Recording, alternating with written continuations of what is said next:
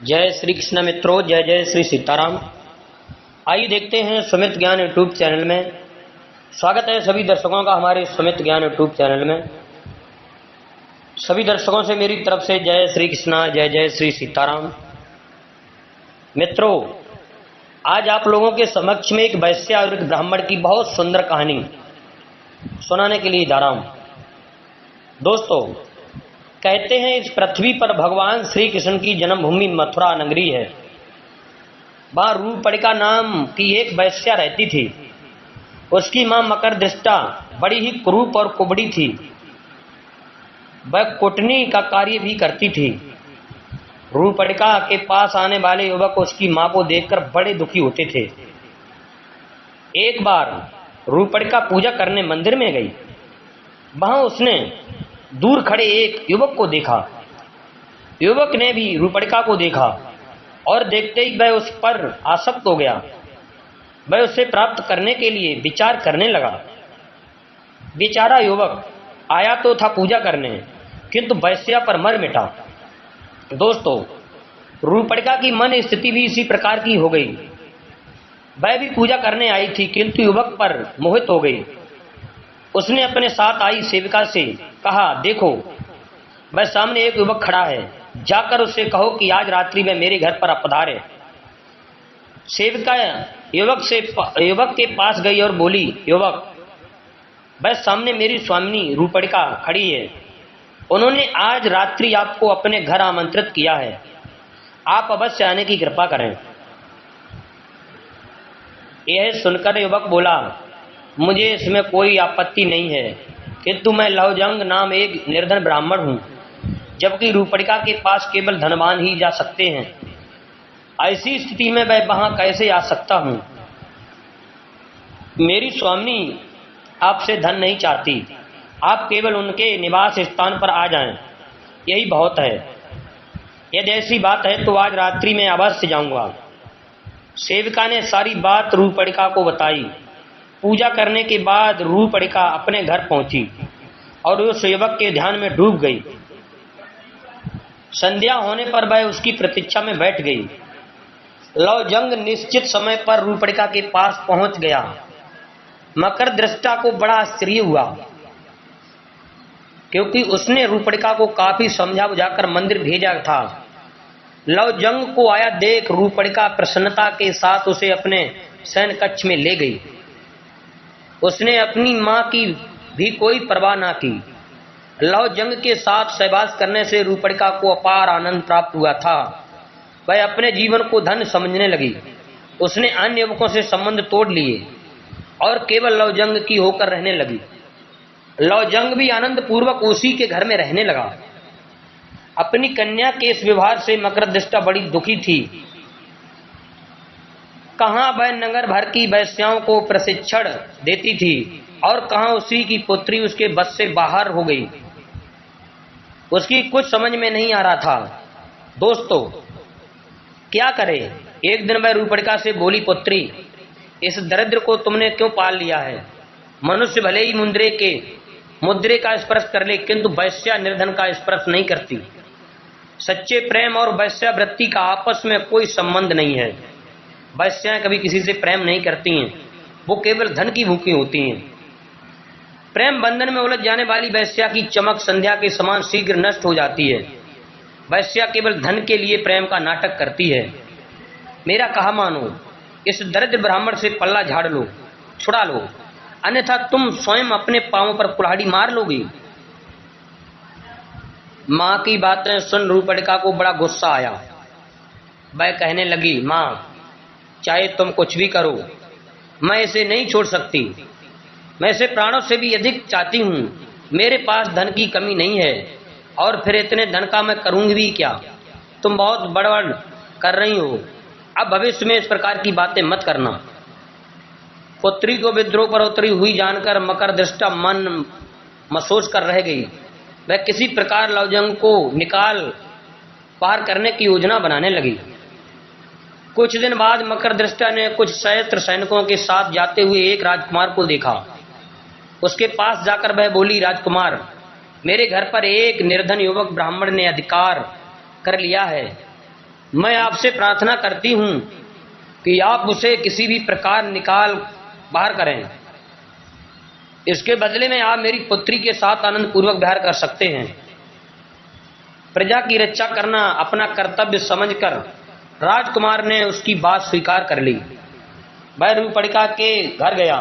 संयोग से उस समय रूपड़िका मंदिर गई हुई थी और लाओजंग भी घर पर नहीं था। कुछ ही समय बाद जब वह लौटा तो राजकुमार के सैनिक उसे पीटने लगे। वह वहां से भागने लगा तो सैनिकों ने उसे नाली में गिरा दिया। जान बचाकर किसी तरह वह वहां से भाग खड़ा हुआ। लौटने पर रूपड़िका ने घर की दशा देखी और जब उसे सब कुछ ज्ञात हुआ तो वह बहुत दुखी हुई। फिर राजकुमार को भी लगा कि उसने जो कुछ किया वह उचित नहीं था। तब उसने रूपड़िका के भोग का विचार छोड़ दिया और वहां से निकल पड़ा। लाओजंग समझ गया कि सब मकरधृष्टा की करतूत है। उसे इस पर भारी क्रोध आ रहा था, किंतु वह विवश था, इसलिए वह किसी तीर्थ में जाकर आत्मघात करने का विचार करने लगा। तपती दोपहरी में वह आगे बढ़ रहा था।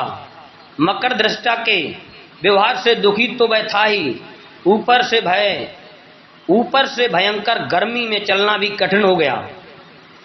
तब इधर उधर छाया की खोज करने लगा, जिसका वहां नाम भी न था। तभी उसे एक मरे हाथी की खाल दिखाई दी, जिसका मांस गीदड़ों ने खा लिया था, किंतु चमड़े को वे नहीं खा पाए थे। उस खाल के पास जाकर लाओजंग उसके अंदर देखने लगा। उसमें मांस या रक्त का नाम भी न था। वह उसके अंदर जाकर बैठकर आराम करने लगा। छाया मिलते ही गर्मी में थके हारे लाओजंग को तत्काल नींद आ गई। लाओजंग को कुछ भी सुध न थी। उसे यह मालूम ना हो सका कि कब भयंकर वर्षा हुई और कब क्या हुआ। वर्षा में नदियों से बहता हुआ वह उसी खाल के साथ समुद्र में जा पहुंचा। समुद्र में वह खाल के साथ ऊपर नीचे हो रहा था तो एक गरुड़ ने उसे देख लिया। उसे मांस का पिंड समझकर गरुड़ झपट कर उसे एक टापू पर ले गया। वहां उसने हाथी की खाल को उधेड़ डाला, किंतु उसमें मांस का तो नाम भी न था, अपितु अंदर एक जीवित मनुष्य बैठा था। तब उसे वहीं छोड़कर गरुड़ उड़ गया। नींद खुलने पर खाल में बने छेदों से लाओजंग ने बाहर देखा तो उसकी कुछ समझ में नहीं आया। उसे यह सब स्वप्न के समान लग रहा था। सहसा उसकी दृष्टि समुद्र तट पर खड़े दो राक्षसों पर पड़ी, जो भयभीत होकर उसे देख रहे थे। उन भयानक राक्षसों को देखकर लाओजंग भी डर गया। भगवान राम के लंका पर आक्रमण और हनुमान की लंका दहन की घटनाओं से वे राक्षस परिचित ही थे, अतः पुनः एक मनुष्य की लंका आ जा पहुंचने से वे बड़े डरे हुए थे। उन्होंने इस घटना के विषय में राजा विभीषण को सूचना किया। राम की घटना से विभीषण जानता था कि मनुष्य जाति बड़ी प्रभावशाली है। द्वीप में मनुष्य के आगमन के समाचार से वह बड़ा चिंतित हुआ और उसने अपने दूतों को आदेश दिया, जाओ समुद्र तट पर आए हुए उस मानव को आदर सहित यहाँ ले आओ। भयभीत दूत ने डरते डरते लाओजंग को विभीषण का आदेश सुनाया। लाओजंग ने ध्यान से उसकी बात सुनी और फिर उसके साथ चल पड़ा। लंका की शोभा देखकर लाओजंग को बड़ा आश्चर्य हुआ। सोने की लंका जगमगा रही थी। दूत के साथ लाओजंग विभीषण की सभा में पहुंचा, जहां उसने विभीषण को देखा। विभीषण ने ब्राह्मण समझकर लाओजंग का समुचित सत्कार किया और उसका परिचय जानने के लिए पूछा, ब्राह्मण देवता आप कौन हैं? आपका यहाँ आगमन कैसे हुआ? लाओजंग सरासर झूठ बोल गया विभीषण से। मैं मथुरा निवासी एक कुलीन ब्राह्मण हूं। अपनी दरिद्रता से दुखी होकर मैंने निराहार रहकर भगवान विष्णु की तपस्या की। तब भगवान ने स्वप्न में दर्शन देकर मुझसे कहा, पुत्र तुम लंका नरेश विभीषण के पास जाओ, वह मेरा परम भक्त है, वह तुम्हें मुंह मांगा धन देगा। मैंने भगवान से कहा, मैं विभीषण के पास पहुंचूंगा कैसे? कहा, राजा विभीषण कहाँ मैं? तुम शीघ्र जाओ, तुम्हारी भेंट विभीषण से होगी। भगवान बोले। इसके बाद जब मेरी नींद खुली तो मैंने स्वप्न को इस द्वीप पर पाया, इससे अधिक मुझे कुछ मालूम नहीं है। विभीषण समझता था कि कोई साधारण व्यक्ति वहां नहीं पहुंच सकता, अतः उसने लवजंग को कोई महान ब्राह्मण समझकर उसकी बातों पर विश्वास कर लिया। उसने लवजंग से कहा, मैं आपकी मनोकामना अवश्य पूर्ण करूंगा। विभीषण ने उसके रहने की सुंदर व्यवस्था कर दी। लवजंग सुखपूर्वक लंका में रहने लगा। विभीषण ने एक गरुड़ लवजंग को देते हुए कहा, आप इस पर सवारी करेंगे, अतः इसे आप अपने बस में करें, इसी पर बैठकर आप वापस मथुरा जाएंगे। विभीषण का अतिथि बना हुआ लवजंग गरुड़ पर बैठने और उसे उड़ाने का अभ्यास करने लगा। एक बार लवजंग ने विभीषण से पूछा, महाराज, लंका की यह भूमि काष्ठ की बनी हुई क्यों दिखाई देती है? विभीषण बोला, यह एक लंबी कहानी है, क्या आप उसे सुनना चाहेंगे? अवश्य महाराज। मोहजंग ने कहा, अच्छा सुनो, कहकर विभीषण कथा सुनाने लगा। प्राचीन काल में कश्यप के पुत्र गरुड़ ने अपनी मां विनीता को नागों की दास्ता से मुक्त कराने की प्रतिज्ञा की। इसके लिए एक उपाय नागों की अमृत कलश लाकर देना भी था। इसके लिए सर्वशक्तिमान बनना आवश्यक था। अतः गरुड़ अपने पिता के पास गया। सर्वशक्तिमान बनने के लिए गरुड़ ने पिता कश्यप से प्रार्थना की तो वह बोले, समुद्र में एक कछुआ और एक हाथी जैसे विशाल जीवों को खाने से तुम्हारा साप छूट जाएगा। गरुड़ तुरंत समुद्र में पहुंचा। उसने उक्त दोनों जीवों को पकड़ लिया और उन्हें खाने के लिए कल्प वृक्ष की डाल पर जा बैठा, किंतु उसके भार से डाल टूटकर पृथ्वी पर जा गिर पड़ी। वही नीचे बाल खिल्य ऋषि तप कर रहे थे, कहीं वह डाल उन पर ना जा गिरे, इस भय से गरुड़ ने उसे बीच में ही पकड़ लिया और उसे उठाकर यहाँ समुद्र के तट पर रख लिया। यह लंका कल्प वृक्ष की उसी डाली पर बसी हुई है, इसीलिए यह काष्ठ की बनी हुई दिखाई दे रही है। इस कथा को सुन लवजंग को बड़ा आश्चर्य हुआ। कुछ दिनों में उसे गरुड़ की सवारी का अभ्यास हो गया। तब विभीषण ने उसे पर्याप्त धन और मूल्यवान रत्न दिए तथा मथुरा के स्वामी के लिए शंख, चक्र, गदा और पद भेजे। इस सभी चीजों को लेकर लवजंग गरुड़ पर बैठकर मथुरा की ओर उड़ चला। कुछ ही समय में वह मथुरा पहुंच गया। मथुरा में लवजंग ने गरुड़ को एक बुद्ध विहार में उतारा। विभीषण से मिले धन को पृथ्वी में गाड़ दिया तथा गरुड़ को एक खूंटे से बांध दिया। इसके बाद एक रत्न को उसने बाजार में बेच दिया तथा अपनी दैनिक आवश्यकता की वस्तुएं तथा श्रृंगार सामग्री खरीद ली। बौद्ध विहार में लौटकर उसने स्नान, भोजन आदि किया तथा अपने वाहन पक्षी को भी भोजन कराया। फिर वह सुंदर वस्त्र पहनकर सज संवर कर तैयार हो गया। सायंकाल वह गरुड़ पर बैठकर रूपड़िका की छत पर जा पहुंचा। वहां जाकर उसने एक विशेष प्रकार की आवाज की तो रूपड़िका उसे देखने के लिए बाहर आई। उस समय लवजंग शंख, चक्र आदि युक्त भगवान विष्णु के वेश में था। उसे देखने पर रूपड़िका ने उसे भगवान विष्णु ही समझा। लवजंग ने उसे अपना वास्तविक परिचय नहीं दिया और बोला, मैं भगवान विष्णु तुमसे मिलने आया हूं। रूपड़िका उसे प्रणाम करते हुए बोली, भगवान आपने बड़ी कृपा की, आइए विराजिए। आपने वाहन पक्षी को वहीं बांधकर लवजंग रूपड़िका के कक्ष में चला गया। कुछ समय उसके साथ बिताने के बाद लवजंग गरुड़ पर बैठकर अपने निवास स्थान पर चला गया। इसके बाद रूपड़िका को बड़ा हर्ष होने लगा। उसे अपने भाग्य पर बड़ा गर्व हुआ कि वह भगवान की प्रेमिका बन गई है। वह समझने लगी कि साक्षात विष्णु की प्रेमिका बन जाने से वह स्वयं भी देवी बन गई है और अब उसे मनुष्यों से बात भी नहीं करनी चाहिए। अतः रूपड़िका ने लोगों से बोलना भी छोड़ दिया। वह अंदर ही पर्दे में रहने लगी।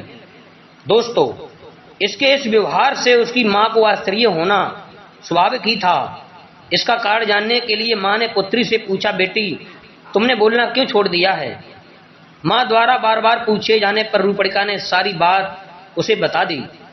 कुटनी मां को पहले पुत्री की बात पर विश्वास न हुआ, किंतु जब रात्रि में लवजंग गरुड़ पर बैठकर पुनः आया तो उसने स्वयं देख लिया, अतः उसे विश्वास करना ही पड़ा।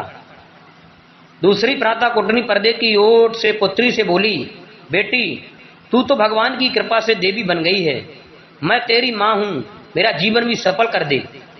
रूपड़िका कुछ न बोली तो मां ने पुनः कहा, बेटी मैं बूढ़ी हो गई हूं, अब मुझे संसार का कोई मोह नहीं है रहा, मैं शरीर से स्वर्ग जाना चाहती हूँ, इसके लिए तू भगवान से मेरी सिफारिश कर दे। रात्रि में लवजंग के आने पर मकरदृष्टा ने उससे भी इसी प्रकार की प्रार्थना की। इस पर लवजंग रूपड़िका से बोला, तुम जानती हो तुम्हारी माँ पापी है, इसका इस शरीर से स्वर्ग जाना संभव नहीं है। एकादशी को स्वर्ग द्वार खुलने पर पहले शिव के गढ़ वहां प्रवेश करते हैं। ये तुम्हारी माँ शिव के गढ़ों का बेश बना ले तो हो सकता है कि उसको भी प्रवेश मिल जाए। इसके लिए हमें क्या करना होगा? रूपड़िका ने पूछा। उसका सिर 5 जगह से मुड़वाकर 5 चोटियां रखनी होंगी, गले में हड्डियों की माला पहनानी होगी तथा आधे शरीर में काजल और आधे में सिंदूर पोतना होगा, तभी उसे शिव गणों में मिलाया जा सकेगा। उसके ऐसा करने पर ही मैं कुछ कर सकता हूँ। यह सब बताने के बाद लवजंग ने रूपड़िका के साथ विहार किया, फिर लौट गया। रूपड़िका ने यह उपाय अपनी माँ को बताया तो वह ऐसा करने के लिए सहमत हो गई। एकादशी के दिन उसने नाई बुलवाया और लवजंग के बताए अनुसार सिर मुड़ाकर तैयार हो गई तथा रात्रि होने की प्रतीक्षा करने लगी। यथा समय लवजंग वहां आया, उसने रूपड़िका के साथ रमण किया। इसके बाद जब वह जाने लगा तो रूपड़िका ने अपनी माँ को उसके साथ भेज दिया। कुटनी को गरुड़ पर बैठाकर लवजंग उड़ चला। मार्ग में एक मंदिर के पास चक्कर के चिन्ह वाले पत्थरों के कुछ खम्भों को देखा तो कुटनी को एक खम्भे पर बैठा दिया और उससे कहा, मैं शिव के गढ़ों के पास जाता हूँ और तुम्हें स्वर्ग में प्रवेश दिलाने का प्रयत्न करता हूँ, तब तक तुम मेरी यहीं प्रतीक्षा करो। बुढ़िया कुटनी को वहां बैठाकर लवजंग उड़ गया।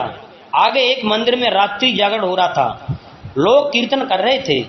लवजंग आकाश से ही उसने बोला, भक्तों, आज तुम पर महाविनाशक महामारी गिरने की संभावना है। इससे बचने का केवल एक ही उपाय है कि सब मिलकर भगवान का भजन करो। इसके बाद वे पुनः आगे बढ़ गया। आकाशवाणी सुनकर भक्त जोर जोर से कीर्तन करने लगे। इसके बाद वह पुनः आगे बढ़ गया। इसके बाद लवजंग अपने निवास स्थान पर गया। अपने वाहन को एक खूंटे से बांधकर उसने अपना भगवान का वेश उतार दिया तथा इसके बाद वह स्वयं भी कीर्तन करने वालों में जा मिला। खंबे पर बैठी हुई कुटनी थक गई थी। वह मन ही मान विचार करने लगी कि आखिर भगवान क्यों नहीं आए। थकने से वह कभी भी नीचे गिर सकती थी, अतः वह चिल्लाने लगी, अरे अरे, मैं गिर रही हूं, मुझे बचाओ। कीर्तन करते लोगों ने उसका चिल्लाना सुना तो उसे महाविनाशक महामारी समझा, अतः वे बोले, नहीं नहीं, मत गिरो, महामारी न गिर पड़े। इस भय से मथुरा के लोग सारी रात भयभीत बने रहे। प्रातःकाल राजा और प्रजा सभी ने उस खंबे पर कुटनी को बैठा पाया तो उन्हें बड़ा आश्चर्य हुआ। उसे पहचान कर लोग अपनी हंसी रोक न पाए। इस सूचना के मिलने पर रूपड़िका भी वहां आई। अपनी मां को इस स्थिति में देख वह आश्चर्य में डूब गई। इसी प्रकार कुटनी को खंबे से नीचे उतारा गया। पूछने पर उसने अपने साथी साथ बीती सारी घटना लोगों को कह सुनाई। लोगों ने इसे सिद्ध पुरुष द्वारा किया गया एक मजाक समझा। सभी कहने लगे, इस कुटनी ने कई युवकों को ठगा है, चलो आज कोई इसे ठगने वाला भी मिल गया। निश्चय ही वह कोई पहुंचा हुआ व्यक्ति होगा। इस घटना से राजा को भी अच्छा मनोविनोद हुआ, अतः उसने घोषणा कर दी कि इस कुटनी को दंड देने वाला हमारे सामने आ जाए, उसे सम्मानित किया जाएगा। घोषणा होने पर लवजंग राजा के सामने आ गया। उसने विभीषण द्वारा दिए शंख चक्र आदि उपहार भी राजा को सौंप दिए। इसके बाद लवजंग का सम्मान किया गया और उसकी शोभा यात्रा निकाली गई। चारों ओर उसकी चर्चा होने लगी। राजा ने रूपड़िका को वैश्यावृत्ति से मुक्त कर दिया। लवजंग ने कुटनी से अपने अपमान का बदला ले लिया और फिर वह सुखी एवं समृद्ध जीवन बिताने लगा। जय श्री कृष्णा, जय जय श्री सीताराम। हमारे चैनल को सब्सक्राइब करें, लाइक करें। मित्रों, ये लवजंग की कथा जो आप लोगों के समक्ष में मैंने सुनाई है, इसे सुनकर के हम लोगों को यही ज्ञात होता है कि एक ब्राह्मण ने किस तरह से उस वैश्या को प्राप्त कर लिया। तो हमारे चैनल को सब्सक्राइब करें, लाइक करें और भी ज्ञानवर्धक इसी तरह वीडियो आप लोग सुनते रहें, पाते रहें। जय श्री कृष्णा, जय जय श्री सीताराम।